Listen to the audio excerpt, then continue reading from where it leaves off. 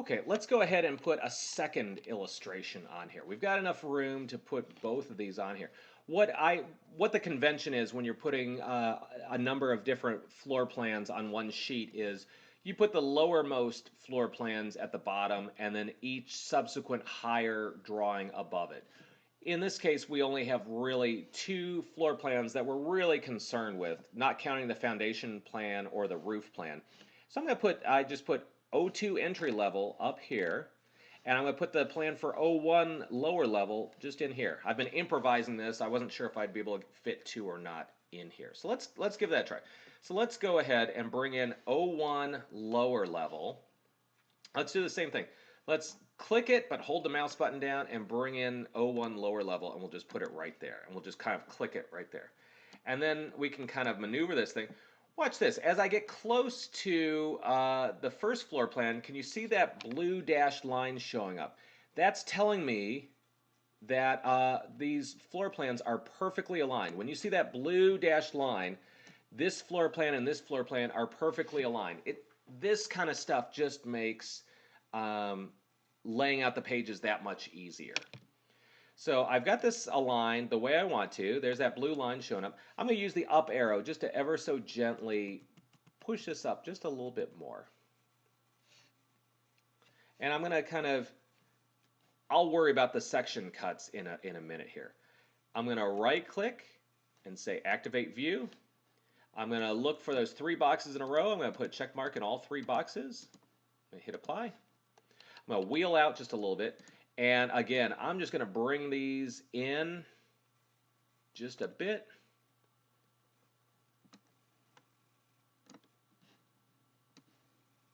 Something like this. Something like this. And then just kind of wheel in.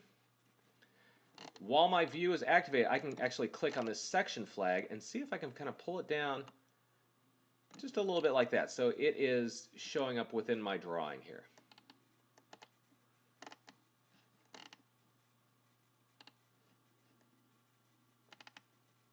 And okay, so I'm happy with how this is looking. I'm going to go ahead and uncheck boxes 2 and 3 and hit apply. The drawing is now cropped. I'm going to right click here and say deactivate view. And then I'm going to click on this title block and pull it up into place. Watch this. As I get this close, this blue dashed line tells me that even the text is aligned with the text above. And again, if I click in the middle of this box, I can bring this blue dot back. And can you see there's a blue dashed line showing me that the end of that title line is nicely done. So I'm going to do this. I am going to activate the view on this drawing here. Take my section flag. I want the head of the section flag to kind of clear the drawing, just like this. I don't want the head of this section flag interfering with anything in my drawing. I want to keep things crystal clear. And then I'm going to right click, I'm going to say deactivate view. And then I'm going to go up to this one and hit activate view. And I'm going to hit VG, visibility graphic overrides. I'm going to go to annotation categories. I'm going to turn off the section flag in this view. So I'm going to scroll down to S for sections, uncheck section, hit OK. That flag goes away. It's not deleted, it's just hidden in this particular view. And then I'm going to deactivate the view. So I've got two drawings here, the first level and the second level. The first level is below the second level. I think I'm going to change when you place drawings on a sheet in Revit, it automatically assigns a number to them based on when you placed it. Since this was the first drawing I put on here, it's number 1. This was the second drawing I put on, it becomes number 2. But if this is O1 lower level and this is O2 entry level, there's a possibility of someone getting confused by this. So I think I want to make this drawing number 1, O1 lower level, and drawing number 2, O2 entry level. So I think I can do this. I think if I click on this view and hit activate view, right click and hit activate view, somewhere over here I can change the number, detail number 2. If I try and make this detail number 1, it will tell me there's already a drawing on this page called detail number 1. So I'm going to temporarily just call this, I'm going to rename this detail number 01 and hit apply. And then deactivate the view. This now becomes O1.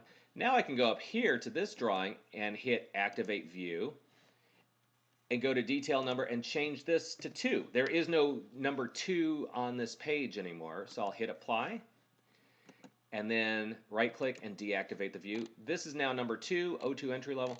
Now I can go back to this one and hit Activate View and change this to just simply 1 and hit Apply and hit Deactivate View.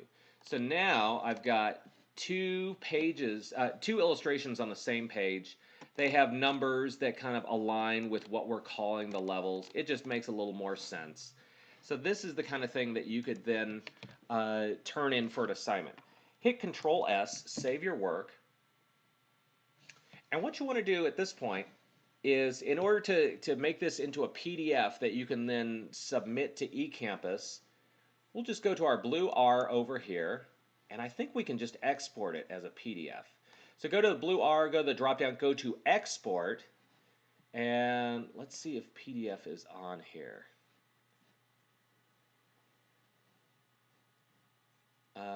CAD, nah, it's not that one. DWG, family types. Somewhere we might just simply have to print it as a PDF. Let's see if there's a. You might just use Microsoft Print to PDF.